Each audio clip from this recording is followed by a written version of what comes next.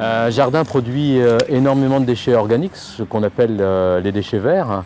Ce sont des quantités très importantes, c'est 3 à 4 fois plus que les déchets de cuisine.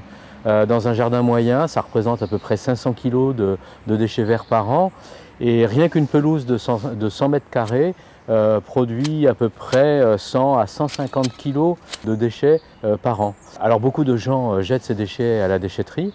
Parfois ils les brûlent alors que c'est interdit pour des raisons de graves atteintes à la santé et à l'environnement. Et donc c'est ce que nous allons voir, comment valoriser tous ces déchets, principalement sous forme de paillage pour couvrir la terre. J'ai installé ici différents déchets verts que l'on va broyer avec la tondeuse pour les utiliser ensuite en paillis. Des fleurs sèches, des fleurs un petit peu avachies, donc tout ce que l'on coupe dans son jardin, dans l'entretien courant de son jardin. Ici, ce sont des rosiers coupés après la floraison. Là, ce sont des arbustes d'ornement, des viornes, des hortensias, du troène. Ici, il y a même des ronces qui ont été coupées dans une haie. Et bien tout cela, je vais pouvoir le broyer, comme vous, avec une simple tondeuse, thermique ou électrique.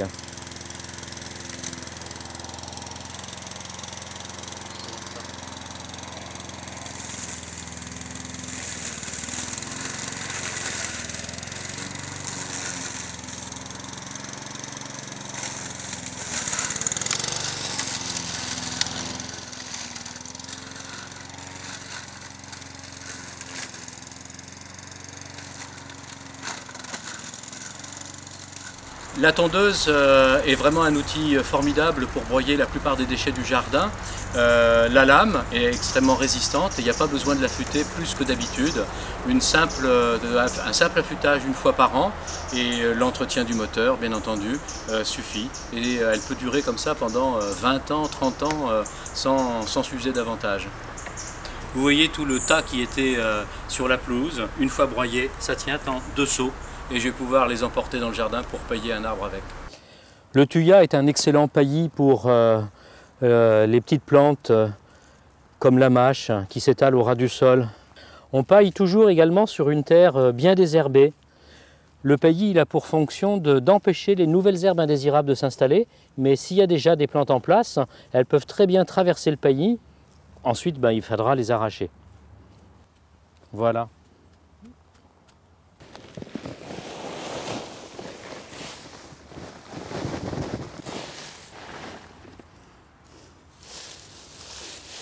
Ici, je suis en train de pailler au pied de cet arbre avec de la feuille morte, du platane que j'ai broyé avec la tondeuse.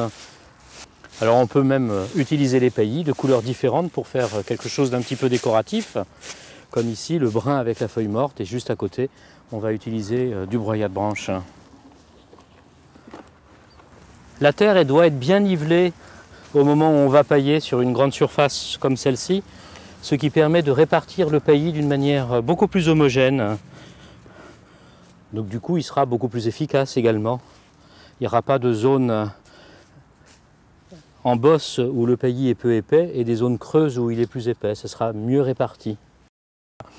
Quand la terre est assez pauvre en humus, comme on le voit ici, c'est bien de mettre un petit peu de compost sur la terre directement avant d'étaler le paillis, ce qui va permettre de nourrir les micro-organismes du sol, améliorer la structure du sol, et les paillis vont ensuite être consommés par les vers de terre qui vont finir le travail d'ameublissement tout en dégradant peu à peu le paillis. La quantité de compost n'a pas besoin d'être très importante, de l'ordre de 3 à 4 kg par mètre carré. Donc on va peser son seau d'abord pour ne pas mettre trop de compost, mesurer la surface, 1 mètre sur 1 mètre, et ensuite étaler le compost sur la surface. Lorsqu'elle est coupée finement, la tonte de pelouse se décompose très rapidement. C'est ce qu'on appelle la tonte mulching. C'est vraiment un plus pour la pelouse qui peu à peu s'enrichit. Les êtres vivants du sol sont bien nourris, la pelouse est mieux aérée. Et au final, on a moins de mauvaises herbes, on a moins de mousse, moins de vers blancs, de différents parasites dans la pelouse. Et la pelouse résiste beaucoup plus à la sécheresse grâce à la tonte mulching. Presque tous les déchets verts peuvent être utilisés pour protéger la terre en paillis. Le paillage, ça consiste donc à couvrir la terre pour à la fois la protéger, entretenir sa fertilité et nourrir la vie du sol qui à son tour nourrit les plantes. La tonte de pelouse est un paillis excellent, très nutritif, riche en éléments minéraux tels que de l'azote, de la potasse, du phosphore. Ça enrichit énormément la terre qui ensuite va nourrir les plantes. Mais on va l'utiliser de préférence un peu séché. On va l'étaler après l'avoir tondue, on va l'étaler en tas, très allongé pour la faire sécher quelques heures à quelques jours en fonction de l'ensoleillement. Et c'est seulement quand elle est un petit peu séchée, qu'elle a un petit peu perdu de son eau, qu'on va pouvoir l'étaler en couches de 2, 3, 4 cm maximum.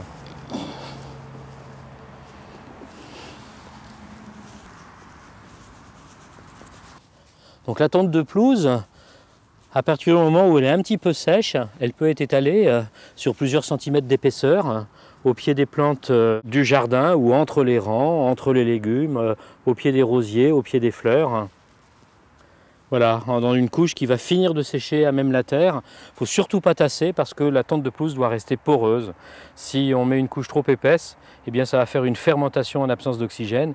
Et là, du coup, ça risque d'être nocif pour la vie du sol, mais également pour les racines des plantes. Les paillis ont vraiment énormément d'avantages. Le premier, c'est ça empêche les herbes indésirables de s'installer. La terre reste propre et donc ça diminue considérablement la corvée de désherbage. Le deuxième avantage, c'est que lorsqu'il pleut, la terre ne se tasse pas et il n'y a pas de formation de croûte en surface, donc il n'y a plus de corvée de binage. Et en dessous, la terre est bien nourrie, les êtres vivants du sol transforment tout ce paillis en humus. En même temps, ils allègent la terre et la terre est beaucoup plus facile à travailler. Regardez ici comme elle est impeccable, elle est extrêmement souple. Il n'y a quasiment plus besoin de bêcher, tellement la terre est souple et facile à travailler. Les autres avantages, c'est que ça reconstitue les conditions de vie naturelle de presque toutes les plantes que nous cultivons dans nos jardins.